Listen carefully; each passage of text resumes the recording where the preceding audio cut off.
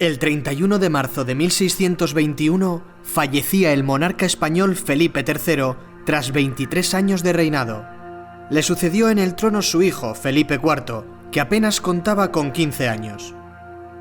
Felipe IV, uno de los reyes más importantes pero menos conocidos de nuestro pasado, heredaba uno de los imperios más grandes de la historia.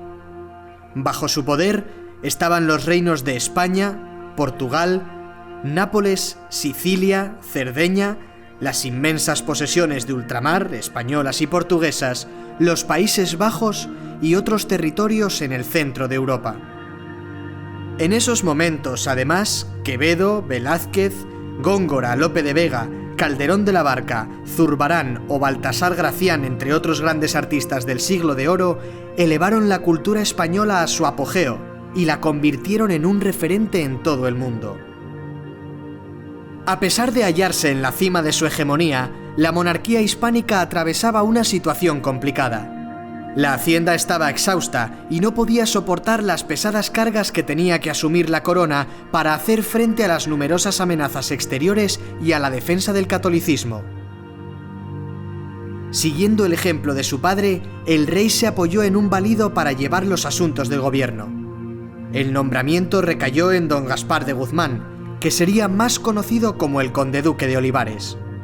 El valido ostentaba un gran poder en la corte y sobre él giraba toda la política del reino. Cuando Felipe IV llegó al trono en 1621, Europa se encontraba inmersa en la Guerra de los 30 años. España había conseguido permanecer relativamente al margen de la contienda, pero el fin de la tregua de los 12 años con los rebeldes holandeses provocó que entrase de lleno en la guerra. En los primeros años de lucha, los tercios españoles cosecharon importantes éxitos militares, como la conquista de la ciudad holandesa de Breda. Con el paso del tiempo, la posición se enquistó y las fuerzas se igualaron. La reanudación de la guerra provocó que los gastos de la monarquía hispánica se disparasen. Su economía ya maltrecha difícilmente llegaba a cubrir los costes de la contienda. Para hacer frente a esta delicada situación, el conde-duque de Olivares ideó, bajo el nombre de la Unión de Armas, el primer proyecto pensado para unificar el gobierno de los territorios que integraban el Imperio español. Desde su llegada al poder, Olivares había intentado imponer una política unitaria y reformista.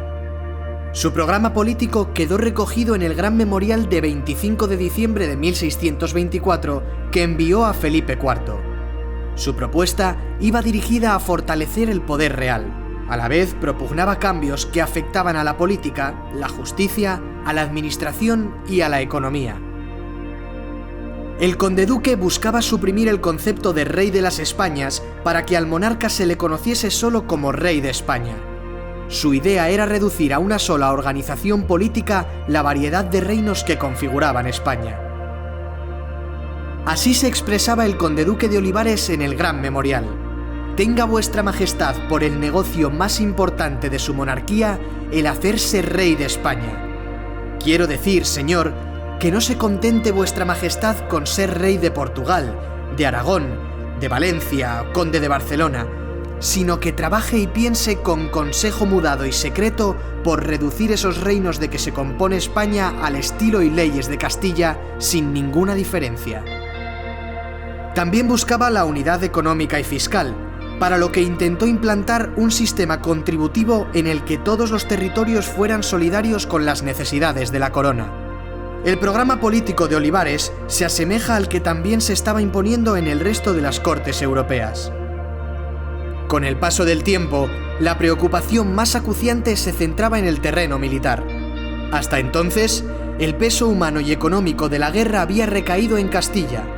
De ahí que en 1625 el valido propusiese la creación de un ejército permanente de 140.000 hombres, distribuidos por cupos, al que todos los territorios contribuyesen de forma proporcional.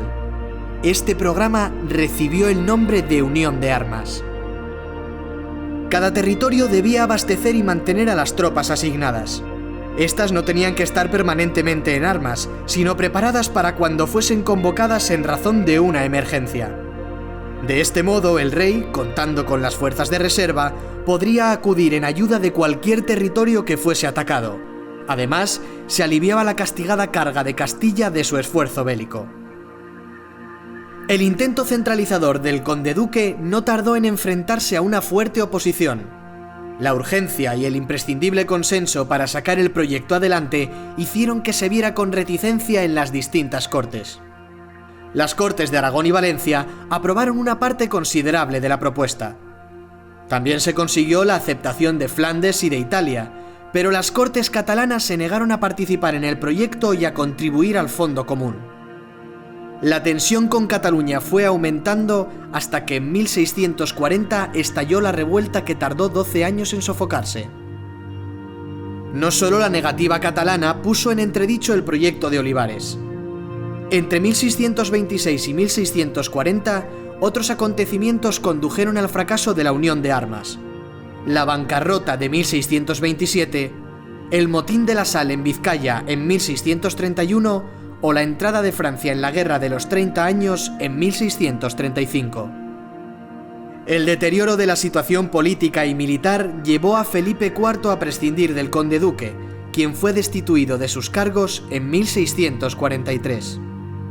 A pesar del fracaso de la Unión de Armas, el conde-duque de Olivares diseñó el primer proyecto político de España que buscaba racionalizar, unificar y homogeneizar la política de la monarquía hispánica en todos sus territorios.